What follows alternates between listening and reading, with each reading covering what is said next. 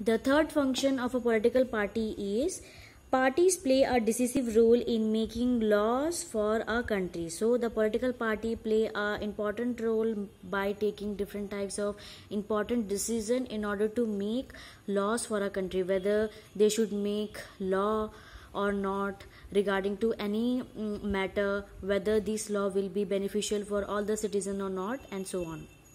Formally, laws are debated and passed in the legislature. So formally the laws are debated and passed in a legislature. That means in India there is two houses. That is, the first is Lok Sabha and the Rajya Sabha.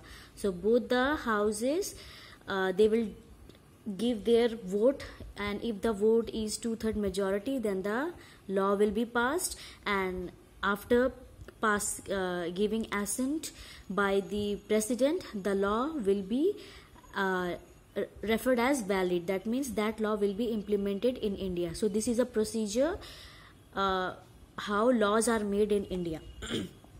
But since most of the members belong to a party, they go by the direction of the party leadership, irrespective of their personal opinion. So as in India, most of the members belong to the ruling party. So whatever the leader will say, they will go to that decision or to the conclusion, and they will not give much importance to their own personal opinion. That means, according to, if few members they did not like the new law which is being implemented in India, but they will not say, because many members of that particular party, they said that this law will be good for all the citizens, so they go with the majority, not with the personal opinions.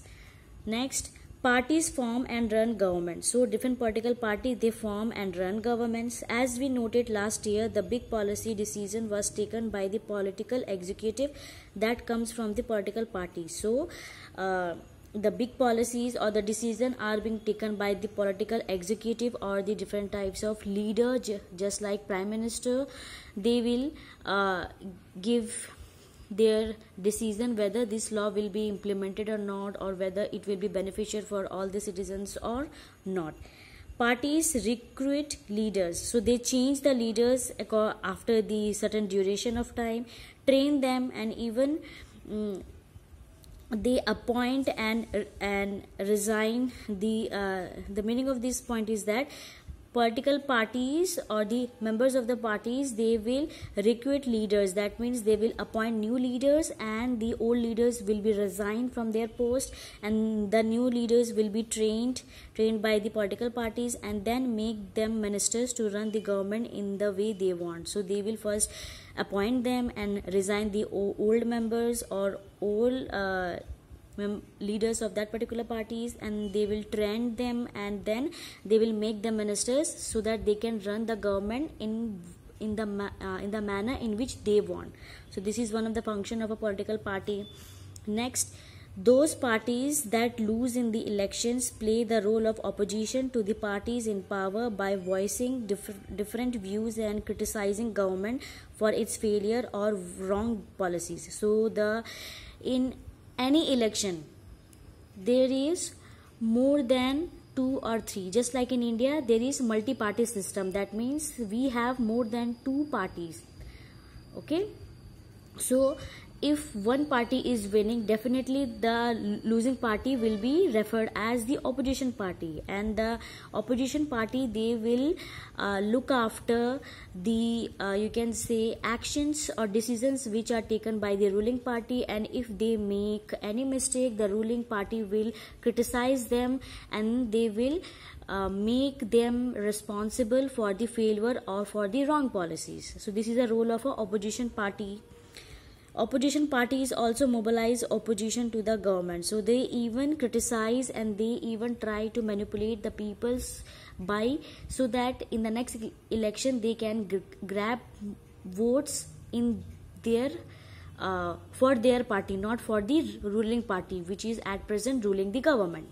Next, parties shape public opinion. So the political party, they shape public opinion.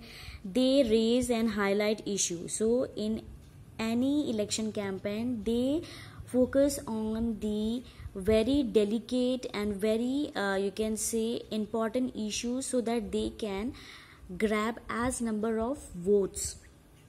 Parties have lakhs of members and activists spread all over the country. So every party, they have lakhs of members and they are spread all over the country in order for the election campaign, so that they can grab as number of votes for their party.